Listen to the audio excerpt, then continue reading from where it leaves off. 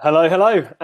Hopefully that was a useful first part of today's meetup, and you got around to different tables and met lots of other attendees. And as a reminder, after today's panel discussion, we'll be back into open networking. So if there is anyone you want to follow up with, feel free to line that up for after, either on one of the one-to-one tables or join on a table as a group. So we will move today's meetup on to the next section, which is the panel discussion. I'm delighted that Bronwen, Dan and Jon are with us today, and I will start to invite them up onto the screen. So Bronwen, that should come through to you.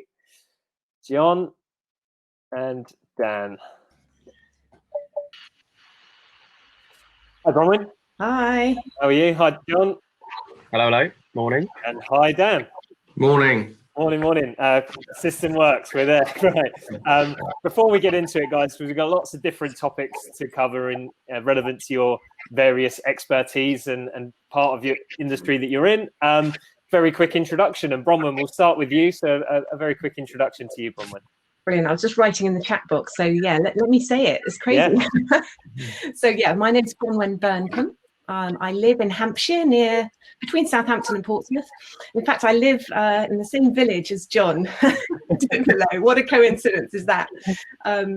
So I'm a property investor of 5-6 years, used to be in banking for 21 years and escaped by understanding how property can really change your life and how you can create a pretty passive income with the right knowledge and the right education. So I'm here to impart some of my knowledge, and also I'm sure I'm going to learn a lot too from this panel. Fantastic, great, thanks very much. Let's go next door then. Let's go to Jon. Jon, quick introduction to you. Morning all. So I live in the same village as Bronwen. We do short-term lets predominantly, but I also host the Southampton Property Investors Network meeting. So yeah, we're all over various different property strategies, looking at various bits and pieces that are going on. It's interesting times at the moment, has been for the last few months for us, but I think the next 6 to 12 months are going to be even more interesting as well. So yeah. Good. We'll get your views on that in a bit, Jon. Great. And Dan, lastly to you. Hi, I'm Dan. Nice to see everybody. I am a director of the Finance Planning Group, and we basically arrange mortgages for all the people who want to buy or rent out for landlords. We completed over 5,500 mortgages last year, so I think we're seen as one of the experts in the market. I'm from Sussex, so nowhere near Bronwen or Jon. Again, Bronwen's got a book, which I think I must have, but I'll let you plug that later. Yeah, absolutely. I'm trying to get a free one. Yeah. I put it in the chat box. Great. Well, guys, I just want to say that if anyone has any questions for Jon, Bronwen or Dan as we go, there's a Q&A area on the right-hand side. So feel free to pop in there. I'll pick it up as we go or leave it to the end. And if any do go unanswered, we'll share them afterwards and the guys can answer. There's also the chat box if you want to continue discussion. And to you three, if we could mute the mics when we aren't speaking just to save any background noise, that'd be good. And Dan, I'm going to come to you to start with, actually, because it's probably the most relevant and topical from a property perspective is the stamp duty and the scrapping of the stamp duty and the impact that has. And I'll come on to Bronwen and Jon, how that's impacting investors and the market in that respect. But Dan, what are you seeing working on the front line? What's the impact of the stamp, the scrapping of the stamp duty been? Very busy. Loads and loads of inquiries. It's certainly since lockdown, or as we slowly open up, this has created a load of inquiries, lots of choice, lots of people very interested, because it not only helps home movers, it also helps those people holiday lets, it also helps landlords. It's suddenly got everybody stirred up in the market, and it just means there are a lot of people who need lots of advice. And I mentioned to you yesterday, Bradley, how many changes there have been. So for people who need advice, they need to speak to an expert. Up to yesterday, there were 18 different, a lot of you won't be able to name 18 different lenders who are lending money for mortgages, but up to yesterday, there was 18 changes in the last 2 days. This morning, there've already been 3, and they're things that these are changing tonight. So people, if you're thinking of doing it, we're giving loads of advice. but helping lots of people. It's a really positive thing for the market. Yeah, absolutely. And you mentioned on our call earlier in the week that it's never been better time to find an expert opinion, get some advice, because things are moving so quickly. Bronwen, I'll come to you, Bronwen. What are you seeing from an investor perspective? How are you educating the people that you're speaking to in terms of navigating the fact that people aren't having to pay this tax? Yeah. Well, it certainly is boosting the marketplace. I think we were at risk of people, there's a bit of fear in the market, thinking, oh, maybe I shouldn't be moving yet. Maybe I'll wait. And this negativity in the press, we need to get around that, because people still need to move house. There's people still want to be investing. So it's certainly boosted that. I'm buying a property at the moment. I'm also selling 8 properties. So I see it from both sides of the fence. I am selling my 8. I've sold 4 now, would you believe? So another one since we last spoke. So the market is very buoyant. We have got opportunity not only to invest and invest at a good price, but also to really get the benefit of the tax holiday between now and March. So it finishes in March. That's a huge opportunity. So if anyone's investing, now's a really good time to start to learn and to understand. And you may have a bit more time on your hands to even do that at the moment. Yeah, it's a very good point. And John, I'll ask you the same question in your line of work, and what's the general consensus at the property investor network with regards to the stamp duty? It's keeping things afloat. I think there was a lot of pent up demand post Brexit at the end of last year, and lots of people started to move. And I think Dan was probably busy in the first quarter of this year until everything happened, as if people thought, "Oh, Brexit sorted, we'll come up with a plan and move." And then obviously it all ground to a halt. But I think those people who wanted to move then are now actually going to move, because they've spotted a window of opportunity. I think that prices are high. I think the buoyant market is the sort of £400,000 to £500,000 market, because that's where people are saving the most money on their moves. It doesn't save you too much on a small 2-bed flat. I know that because I've just bought one, but I think that sort of range of properties is great. And then outside of the big cities, people have suddenly gone, do you know what? I don't want to live in a big city. I want to go and live somewhere I can go walk in a field within 15, 20 minutes. Where Bronwen and I live, it's literally 30 seconds up the road, so it's fine. But so those areas that are commutable to the big towns are seeing a real big rise. I think both Southampton and Portsmouth were in the top 5 in the first week after lockdown for inquiries. So yeah, it's happening, it's moving. How long will it continue? Good question. Don't know. My guess, my gut feel at the moment is that as furlough starts to end, people are less confident about whether they're going to have a job. So over the next 4 to 8 weeks, I think we'll start to see things drop off a little bit. There's a lot of people trying to move now because they've got 3 months worth of paychecks that they can use to get a mortgage. They might not have that in 4 months' time, and that's going to make it really hard. So, interesting times. Lots of houses going for over the asking price at the moment. Yeah, and we'll come on to valuations and things like that in a couple of points' time. But Dan, just want to finish up on this point in particular. What are the most common questions that you guys are getting around the advice for when people are purchasing properties and navigating their way through these times with mortgages and things like that? Well, the biggest question we get is how much can I borrow? John alluded to it with people perhaps on furlough, self-employed, who the lender will ask a question, has COVID affected you? Well, the answer is yes, it's affected everybody. So the big questions is it's more about how much can I borrow? But with all these things in place, it's not about affordability, it's how much we can borrow. And that's the biggest question about it. And I've forgotten what else you asked me. No, that's fine, because I'll move on to I'll go back to John actually, because we started to speak about opportunities for investors and things like that, and you touched on it, John, about the fact that people are looking to move out of densely populated cities into more room and developing so they can work from home and live a better with a work-life balance. So in terms of that, are you seeing investors with that at the forefront of their mind, with that in mind, and seeing that to be more of a trend at the moment, with people looking to move out into the sticks, as it were? Yeah, I mean, there's definitely, house prices down our way, offers, lots of places that I know have gone to best and final offers and have gone for 10% over the original asking price.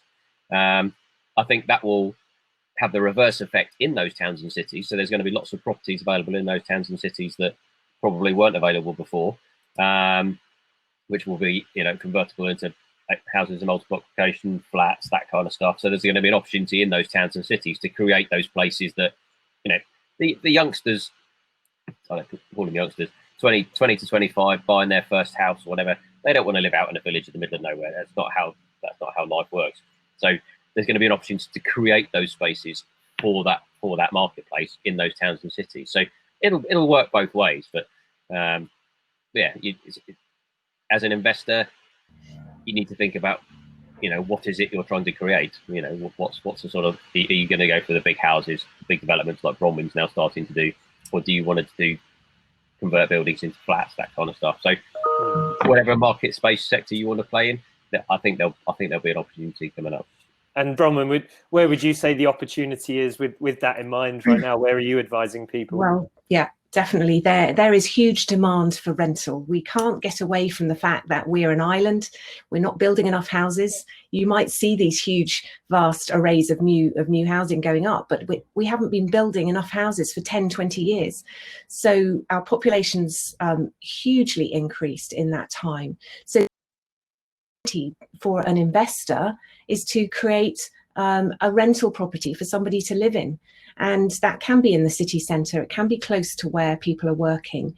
There is massive demand, particularly now for those perhaps on the council waiting list, the council lists, the emergency housing, the street homeless. I've been doing a lot of that. I've got guest houses with 45 rooms now for these types of need out there. There are properties for sale. You can find pretty good prices and you can make a return on investment. I think it's a great place to be putting your money at the moment. The stock market, we saw what happened with that. We know that savings rates are going to be, interest rates are going to be pretty low for quite a long time. So with such demand and such economics, I think it's a great place to be investing, and there's definitely demand no matter what recession or whatever happens. Dan, would you add to that? Yeah, I think Bronwen's absolutely right. And I just wanted to take some away of some people's thoughts and what they've read in the press. And that's where the inquiries, I'm self-employed, I took the grant, I've taken a bounce back loan. Does that mean I can't get a mortgage? You can definitely get a mortgage for that. There are lenders who will lend you on that. There's people going, I can't get a mortgage, can I? Because I'm furloughed. You can get a mortgage. I've taken a payment holiday. I can't. No, you can. If you've taken a payment holiday, you can get a mortgage. There are people out there, because there does come a bit of, it's about common sense, because we all know things have gone down in the last 3 months. But if you look at us three men. I can't talk about Bronwen because her hair is beautiful, but obviously, very occasionally, I do need a haircut. And hairdressers are probably one of the most busiest people. So for 3 months, they couldn't do anything. Now they're fully booked up, and lenders will take that all into account. So there is common sense lending out there. So I just wanted to take some of those away, and there's a lot of demand. Yeah, that's good to know. And John, I'll come to you, because there's also the point to make, and you're in the short-term lettings game, and we're seeing it a lot with obviously the travel restrictions and a lot more staycations and the short-term rentals, that sort of thing. Is that having an effect? Should that be playing a part in people's investment sort of decision making? Yeah, absolutely, and very much in terms of where you might invest. So I've got colleagues in the industry who are maxed out now for the next 2 months because everybody has booked their holiday cottages and stuff like that. And I also know people who aren't very busy because they're in the centre of a town or and stuff like that. So if you're going to get into that space, you need to think very much about the location, the target market, and build your business case based on that. Lots of these places are you'll only generate lots of revenue for 6 months of the year. April to October if you're lucky. For the other 6 months, what are you going to do? So you need to have a plan. But yeah, it is going to be buoyant for a while. We'll just see how it goes. You can't really tell at the moment. Another country gets added to a list every other day. So, this might run for the next 12 to 24 months. No idea. Yeah, you touched on location there, John, and I'll pick out a question that's coming from Luke Bryce at Blue Line Security. He's asked, would you advise running newly built investment properties in the north of England as standard lets or serviced accommodation, i.e. Airbnb? Asking for a friend. Yeah, I like that. North of England's quite big. So depending on, I'd say where in the north of England would be my first question. But again, it's like, okay, where is it? What's around it? Is there lots of industry? Is there lots of construction going on? Is it a holiday resort? You need to go through the list of questions and then run the numbers, see who else is there. There's lots of data out there about average rental rates for short-term lets, that kind of stuff. So I think my answer would be yes, but let's understand the numbers and see whether it works. Luke, if you want to drop me an email, I'll happily have a conversation with you about it. That's fine. Yeah. But in Sunderland, he said. Yeah. Great. Bronwen, would you add anything to that? Yeah, well, Sunderland's a great rental area. You've got to understand your marketplace. So go out and understand, what's the demand for holidays versus perhaps people working in the area, coming and working as a contractor in the area. I've got a couple of holiday lets. It's amazing that they're pretty much full all year round because there's different markets at different times. So go out and find out. Go online, see if you can book something in your area and work out what's the what the demand is at different points in time. You can always give it a go, try it out, see if it works, but do the comparison, do your calculations on a single let. That's always what's going to be your fallback. And then if you've got a benefit of a service accommodation with additional income, then it can work really well. Fantastic, great, thank you. And we'll move into talking about the valuations and selling at the moment, because Dan, you mentioned on our call early in the week there's a lot of gazumping, which is a new term that you taught me. Dan, what are you seeing in terms of the valuations and the marketplace in general? How can you see that panning out over the next few months? Well, the good news is for people in our market, the valuations people are very, very, very busy. There's such demand for properties at the moment because I think people have been stuck in their homes. So they won't move out, maybe flats, and they want gardens. So gazumping is where you put an offer in a price, it's been accepted, and right until exchange, someone can jump in and offer the vendor more money. And that does happen. It happened a lot in the past. It's happening now in certain areas, mainly for homes. I think valuations, the people who are doing the valuations are looking at what's going to happen in the next 3 months. So valuer may value your property lower because of just where you are and what they feel is going to happen in the next 3 to 6 months with job losses. Are they going to be in what areas and what towns?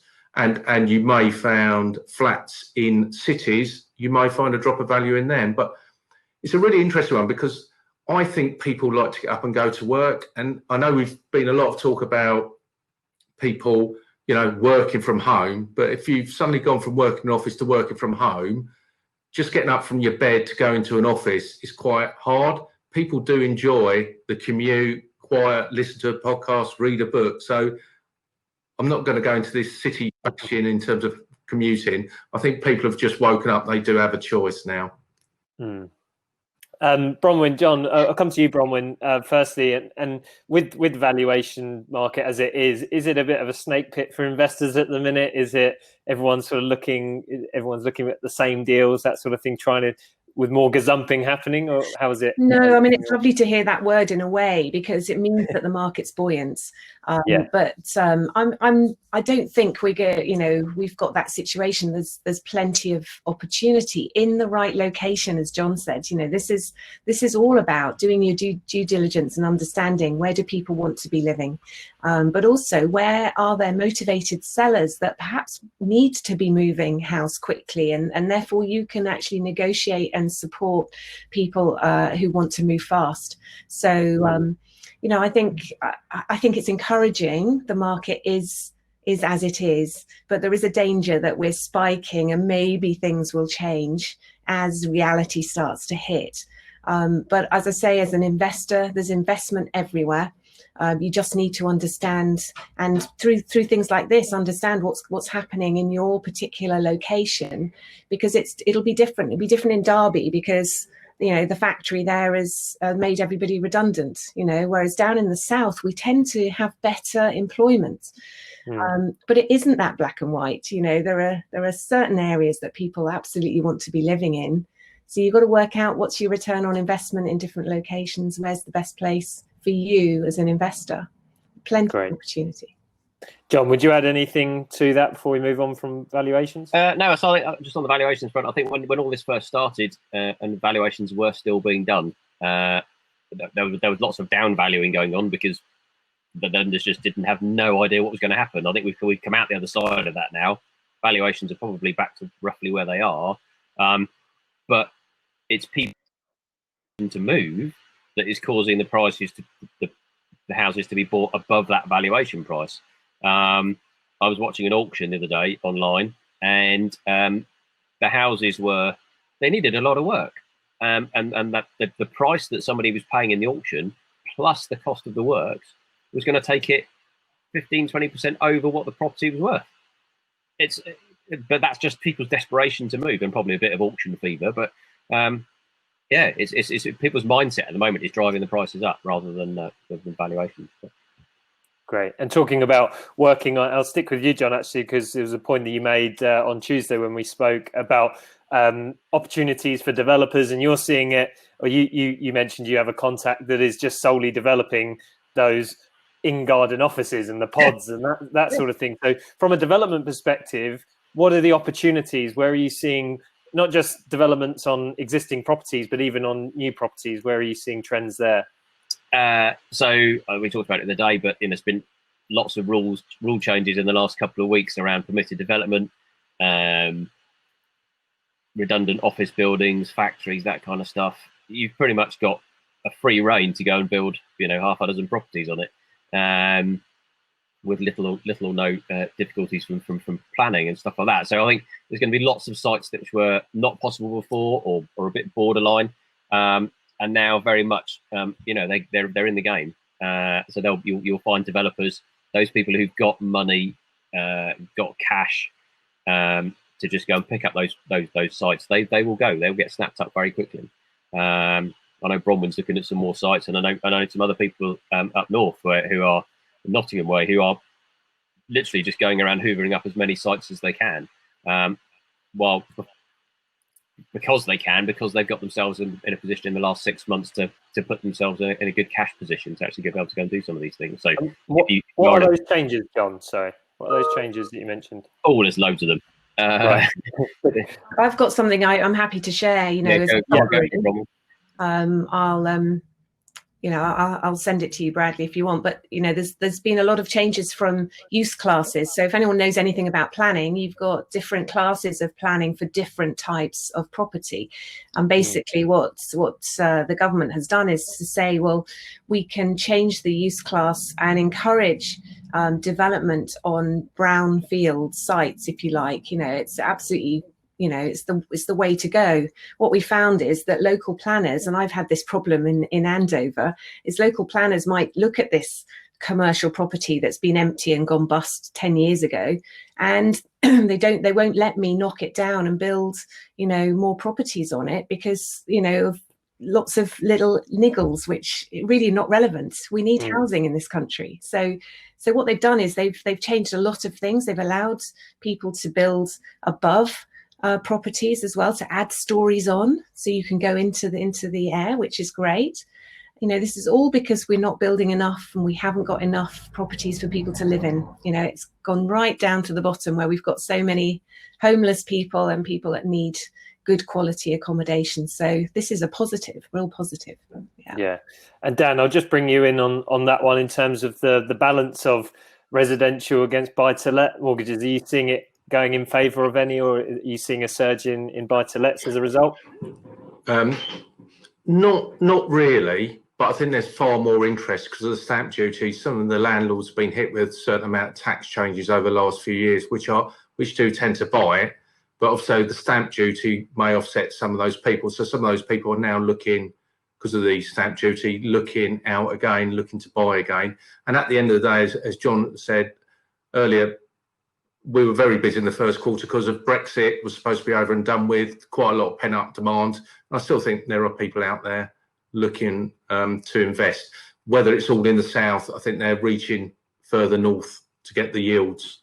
But again, like John and Bronwen said, it's about location, location, location. Great. Well, let's take some questions. We've got 3 or 4 coming in. So Kieran Windsor asks, and feel free to jump in, whoever wants to answer with these. Kieran Windsor asks, how do you feel about the potential for a property market reduction, and how does that affect the opportunity for individuals to invest in short-term property deals, such as flipping? That's another new term for me, so maybe one for John or Bronwen. Well, to talk about. So flipping is buying, refurbishing, and selling at a higher price. It's risky. It's not something I've particularly done, but if you can get a property below market value significantly, then there's opportunity there. Will the market crash, as the press like to say? Well, there'll be some adjustment at times, but it's not going to be like 2007, 2008, when it's basically because the banks were lending too much money and the banks didn't have liquidity and the whole market imploded. I think this time the banks have got lots of money to lend. People lose their jobs, unfortunately, and our economy will not be thriving. We will be in a recession, but it's about supply and demand. And is it going to adjust? It probably will. We'll see some reductions, I'm sure, but it's not a reason to wait, in my opinion. It's a reason to start learning and understanding what does your marketplace look like now, and as you start to see changes, do you see that there's opportunity for you? John's got some views. John, would you add anything to that? I think you can make money in flipping stuff. It is risky. You make your money when you on your way in. So as Bronwen said, you need to get that property that is significantly below market value for whatever reason. It needs massive refurb, all that kind of stuff. You don't make the money on the way out. But I think if you do that, particularly right now, you need to make sure you've got another exit strategy. So will it work as a single let? Will it work as an HMO? Will it work as a service department? Because if there is a correction in the market over the next 4 or 5 months, and you've got this property, you've just refurbished it looks amazing, you can't sell it for 6 or 9 months, you're going to be in a bit of trouble. So you need to make sure you've got that fallback strategy, and that's the same for everything. You need to make sure you've got plan A, B, C, and D if you want, to make sure that you don't lose out. But yeah, I wouldn't have a problem buying and flipping places, but I'd need to make sure I had 2 or 3 options, and it was a good deal. At the outset. Comes to finance, doesn't it, Dan? Comes to finance. It does come to finance. I think this just highlights the need to get advice. Don't try and do it by yourself, especially if you're new to it. Get advice, because as they, will there be a realignment in house prices? There may be short term. As business owners, we've got to think about that. But I think Bronwen's absolutely right. It's about supply and demand, and we've got a lot of people, older generation, who are sitting on very big houses, and they can release. We're seeing a lot of that where they're releasing money and giving money to their children. It's called bank and mum and dad. I call it later life lending. Some people call it equity release. It works really well in certain areas, doesn't work in others, and that's why you need to get advice. Take advice from people who are accountable for that advice. If you're looking to buy, need a bit of help, your mum and dad have got a big property, it's worth having a discussion with the whole family about what they want to do with that property and whether you can release money. And the interest rates, as Bronwen says, the interest rates are so low, compared to wherever they've been, lowest they've ever been. And what you read about certain plans 5-10 years ago are completely different now. Fantastic. Great. Thank you, guys. Kieran says, thanks very much. We'll go to one from Max Fitzgerald, actually. Could be one for you, Dan, to start with. He's asked, with the need of new builds becoming more and more apparent, do you think there will be a government incentive for people to buy new rather than buy old? Well, there already is with Help to Buy. Yeah. Well, there are going to be some changes, and where you get you do get a discount. You get a loan which you have to repay for 5 years and pay at a nominal interest rate.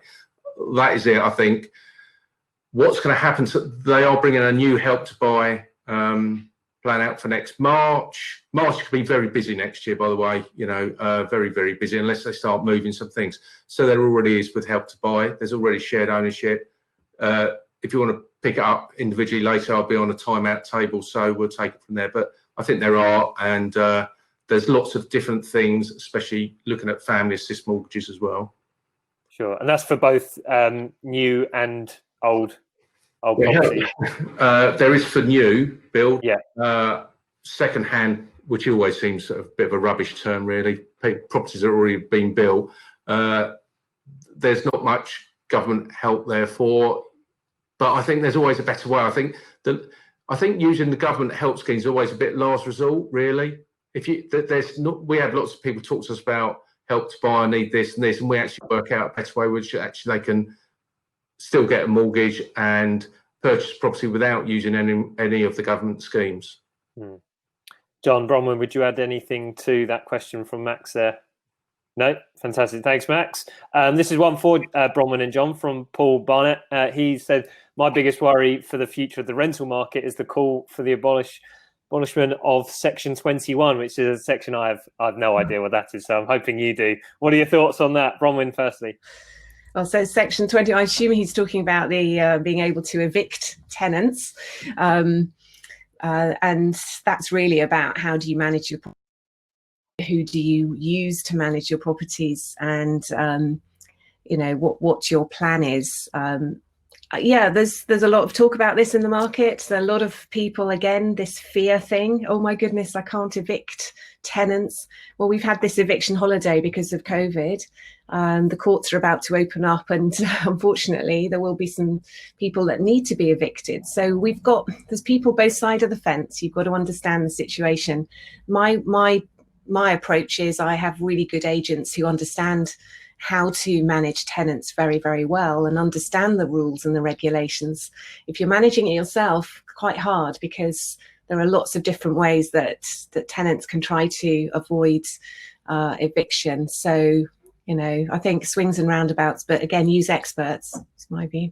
Yeah, that seems to be a recurring theme. John, would you add anything to that? No, other than you use the experts. Try and pick and choose your tenants carefully. I think is the thing. I mean, if you do get a bad tenant, the way the law is currently structured, it's very much on the tenant side. You as the landlord have, it is really difficult. And Bronwen knows lots of landlords as well as I do who have. It's cost them a lot of money in terms of missed rent, cost of getting people removed from properties and that kind of stuff. And nobody wants to evict somebody, and actually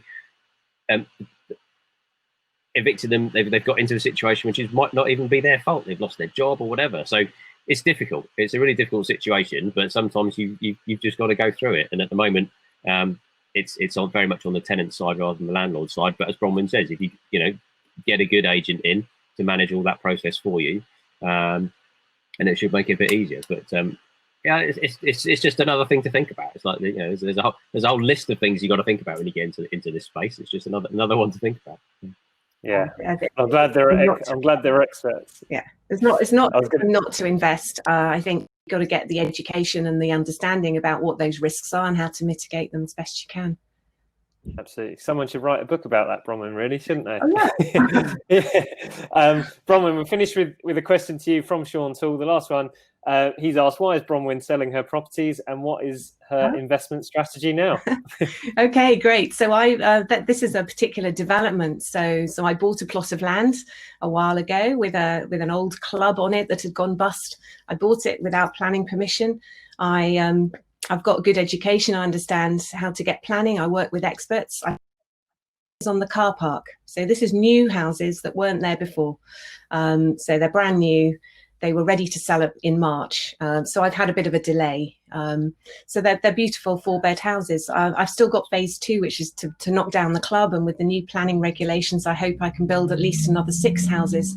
So no, I'm not selling my properties. I'm creating more properties. I'm creating more income and creating more value for my investors. I have no intention of selling any of my properties. I tend to buy and hold for the long term. So it's for cash flow and capital growth. Very much my strategy, because I'm still really 5 years, 6 years isn't very long in a sort of portfolio creation. So. Fantastic, great. Well, as I said, guys, a common theme is find an expert. Things are moving so fast out there, so it's been really useful to hear your thoughts about what's happening and what's going to happen, or your views on what's going to happen over the coming months. We're out of time now, and we'll get back into more networking for the final half an hour. And I do encourage people to find Bronwen, Dan, John, and ask any questions in the room. But thanks very much for your time, guys. Really appreciate you joining us today, and yeah, thanks for staying around. And what we will do is share to all attendees the first chapter of your book, Bronwen. Yes. And a link to it, just to give you a flavour. So we'll make sure that that's included in the post meetup communication. So thanks, Bronwen, thanks, Dan, and thanks, John. No problem. Thank you very much. Pleasure. Thank you. I'll just take you guys off the screen. Thanks very much. Thank you, Bronwen. Great. Well, we'll get back into the room now, and we'll carry on networking for the final half an hour of today's meetup. So hopefully that was a useful discussion, not just maybe for yourself, but maybe for your clients or people that you know within your network. You can relay that information to. It was certainly insightful for me. So yeah, we'll go back into the room now. Do stick around for as long as you need. Would actively encourage you to find other attendees, either in the chat box, to message them, to arrange a time to meet on another table. And just before we wrap up at 12 o'clock, I'll come back onto the screen and share some dates that we've got coming up. But thanks again for the guys for joining us, and we'll get back into the room now. Thank you.